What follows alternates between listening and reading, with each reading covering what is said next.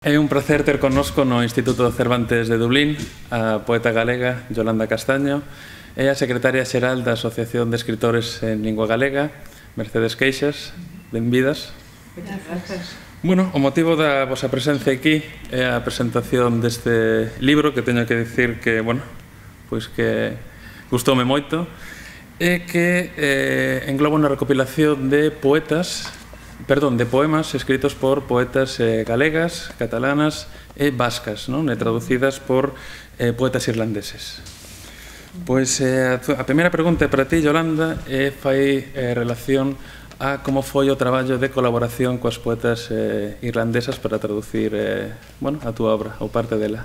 Bueno, a min é dicir que me parece un proxecto moi ambicioso e un proxecto brillante polo que ten de creativo, non? De mentes pensantes, de traballos, de obras literarias poñéndose en común a través da creatividade, non tanto da análise, da crítica, que está moi ben e que ten o seu espazo, pero esta vez da creatividade e da creatividade colectiva. Ás veces a escrita de creación é un traballo un tanto solitario. Por eso sempre nos resultan tan expresivamente rendibles e tan satisfactorios os traballos de colaboración precisamente con outros creadores ou outras creadoras, xa sexa doutras linguaxes creativas, doutros xéneros artísticos ou ben do mesmo, non? Como é a literatura, pero doutra lingua, que iso é o fantástico, non? A traducción sempre tamén é un traballo de colaboración e un tenderse a man, non? E iso é, penso que é o máis fermoso deste libro. Neste caso, é certo que nos proporcionamos os textos, consensuadamente con a antóloga escolleron os textos que iban a formar parte da antoloxía. Sobre eles se fixeron, non nos fixemos nós, claro, unhas traducións literais, digamos, unhos verquidos máis literais propiamente ao inglés, pero claro, peladas, como se dixésemos, non? Agora necesitaban esas versións dunha man creativa, poética, con ese sentido do ritmo, ese sentido da poesía en si mesmo, non? Que foron as que lle acabaron de dar a forma final a esas versións. Bueno, relacionado con isto, pois Irlanda ten moitos vínculos de unión con Galicia. Crees que a poesía tamén exerce un pouco de ponte entre as dúas culturas? Claro, a poesía pode facer de ponte entre culturas próximas, como son neste caso, e mesmo entre culturas máis alleas. Esa é tamén a súa maxia, non? E non só a poesía, senón a traducción, non? Que trae ese respeto e esa man tendida, como dicía, que é capaz de trasladar ás propias palabras o que intenta transmitir outra lingua. Aquí é certo que o mellor hai uns certos referentes comuns, uns marcos conceptuais que se comparten que facilitan o traballo. Claro. Xa estiveches varias veces en Dublín, tamén noutros sitios de Irlanda. Que é o que máis che gusta desta pequena isla, pero que ao mesmo tempo parece non ter fin literario, non? Irlanda. Non é moi difícil sentirse como na casa, non é moi difícil, non hai que poñer unha moito na nosa parte, non? No entanto, sempre queda tamén moito que envexar, non? No meu caso, o que máis envexo é ese orgullo que se sente polo patrimonio literario, sobre todo, non? Esa conciencia que existe na sociedade irlandesa que podemos palpar no día a día, ou seja, vindo hasta aquí nun taxi e conversando co taxista, mismamente podemos palpalo, non? Dunha maneira tan cotiá, esa conciencia que hai de toda esa enorme riqueza, ese enorme patrimonio que ten Irlanda na súa literatura, ese aprecio polos seus escritores, as súas escritoras, ese orgullo, e mesmo esa maneira de divulgalos, de dalos a coñecer, e por que non dicilo, de vendelos, de exportalos, como un patrimonio máis, do que penso que os galegos e as galegas teríamos moito que aprender. Bueno, tamén é certo que temos tamén moitas cousas en común pola forma do carácter, non?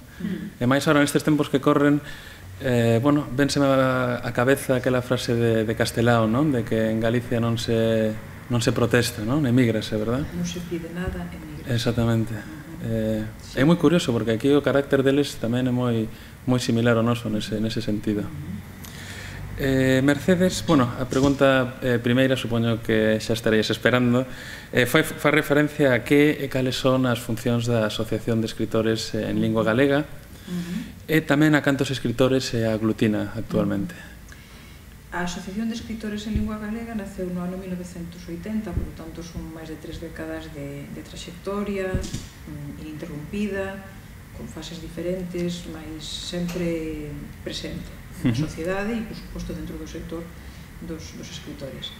Dende hai, creo que 3 anos, 4, a terminoloxía é Asociación de Escritores e Escritoras en Lingua Galega. Conseguimos que as escritoras estivesen presentes no propio nomenclator da asociación, porque é unha das funcións da propia asociación, que é a visibilidade, dar visibilidade ao escritor e á escritora, e, por lo tanto, as escritoras tiñamos que estar tamén na propia denominación da entidade. Neste momento, xa se superan os 420, o ano 2012 rematou con 420 asociados. Por suposto, abrangue a todos os xéneros literarios, sin ningún tipo de distinción. A única condición para formar parte da AELGA é ter un libro editado en lingua galega.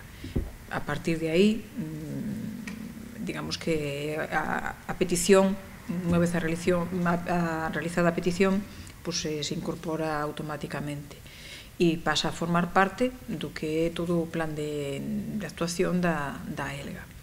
Eu creo que temos varias funcións, eu creo que se podería sintetizar en dúas así dunha maneira moi resumida. Por unha parte, velar polo que é o ámbito da profesionalización do escritor e da escritora, porque, como antes comentaba Yolanda, non pode ser que se pretenda contar sempre con un autor, pero non valorar ese traballo creativo que se fai. Aí, evidentemente, hai unha distancia moi grande. Eu creo que non é só no ámbito da escritura, da literatura, sino que aquí realmente hai unha valoración e é un elemento estrutural, cultural neste país, e no noso vai gañando terreo, pero moi paseniñamente. Por lo tanto, por unha parte está velar por esa profesionalización do escritor e da escritora, atender, por suposto, o cumprimento de lei de propiedade intelectual, etc., un pouco ese ámbito así de perfil máis profesional. E eu creo que o segundo é o da visibilidade. Para iso, a grande aposta destes anos foi a páxina web, a creación dentro da páxina web dun centro de documentación onde cada socio, cada socia ten a súa portiña, a súa xanela, onde se recolle desde a súa videoteca, a súa fototeca ou a toda a recompilación de documentación que o propio socio nos entrega ou que tamén nós, desde dentro, cos nosos 2 traballadores, recompilamos por todos os medios aos que se pode acceder. É dicir, neste momento, sabémoslo de feito, no ámbito do xornalismo, cando se quere facer unha reseña ou preparar unha nota de prensa sobre un autor ou sobre unha autora, o acceso máis completo sabemos que está no centro de documentación da páxina da AELGA, alg.org. Eu creo que eses 2 ámbitos serían así como un pouco xerais, macro. Logo hai outros, evidentemente. Esta é unha pregunta que vai dirixida ás dúas e fai referencia, algúns escritores parece que é chegado un momento da súa carreira, dependendo un pouco se son escritores novos ou son un pouco xa máis maduros, pois parece que teñen que escoller, non? Entre escribir en castelán ou escribir en galego, non? Se parece que teñen esa pequena decisión que facer, non? Algúns deles. E, a miña pregunta é por que creendes que sucede isto e se creendes que tal vez esta dinámica está cambiando un pouco nos últimos tempos. Eu penso que sexa un modelo que se dea moito en Galicia. Quizás se dea máis en Cataluña, atreveríame a pensar, ou así. En Galicia non tanto, xa sí que existen algúns escritores en Galicia que escriben en castelán, pero é que incluso é unha población bastante minoritaria. E penso que se algo caracteriza así o conxunto dos escritores e escritoras en galego é un moi forte compromiso coa lingua que casi sempre é irreversible. O sea, hai algún caso contado, non? Que temos na cabeza, pois sí, de alguén que empezou en galego e despois continuou en castelán, e ademais grandes nomes incluso, ou sea, claro que sí. Pero creo que hai un compromiso eso moi indisoluble e moi irrenunciable, que casi caracteriza, non? Casi intrínsecamente o perfil así tipo de escritora galego, con toda a diversidade que hai, claro. Sí, eu o que constato na práctica é que o habitual é unha toma de decisión nun momento dado e que é difícil que mude, maioritariamente é difícil que mude, porque hai unha militancia no idioma, claro, hai unha vontade de non abandonar o idioma, non? Porque somos conscientes do que significa. O idioma vive se se usa, e se se usa en todos os ámbitos, non pode quedar só limitado para un determinado tipo de contextos, non? Entón, o compromiso aí é moi forte. Pola contra, eu, e destaco en positivo, o que teño observado é como cuantitativamente se acrecentou o número de traducións de obras escritas originariamente como primeira lingua en galego e que logo se transportan vía traducción a múltiples linguas. E teño os datos bastante frescos porque os estiven consultando precisamente para unha actividade de mañá en Cork, e a partir do ano 2003 hai o inicio dun despegue de literatura escrita en galego traducida a múltiples idiomas que se consolida a partir do ano 2005 con números realmente moi significativos. Só empeza o descenso o ano 2011, non? Entón, eu creo que esa é a vía. Temos unha lingua propia, válida, para a poesía, como non vai ser válida, si naceu como lingua de reis desde a poesía medieval, e o camiño é internacionalizala a través desas pontes maravillosas que temos, que son as traducións a outras linguas, non? Eu teño un profundísimo respeto ás traductoras e aos traductores, porque creo que fan auténticos milagros, non? Tanto que sexa, como falábamos hoxe, unha traducción máis literal ou que sexa máis recreadora ou versionadora, pero é colocar o teu mundo persoal e o teu mundo colectivo, no que ti vives, non? No que te alimentas, no que respiras, nese mundo global que é tan rico e tan diverso, non?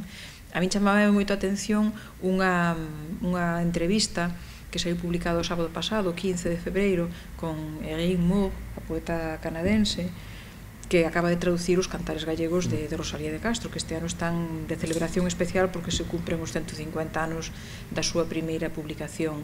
E ela estaba admirada e decía que afrontaba o reto non de traducir directamente a Rosalía, sino de contarlle a outro mundo, a outros ollos, a outras orellas, decía, un mundo tan intenso, coa musicalidade tan particular e as vivencias tan extraordinarias do outro tempo, ademais, que non son deste tempo, de Rosalía de Castro, non?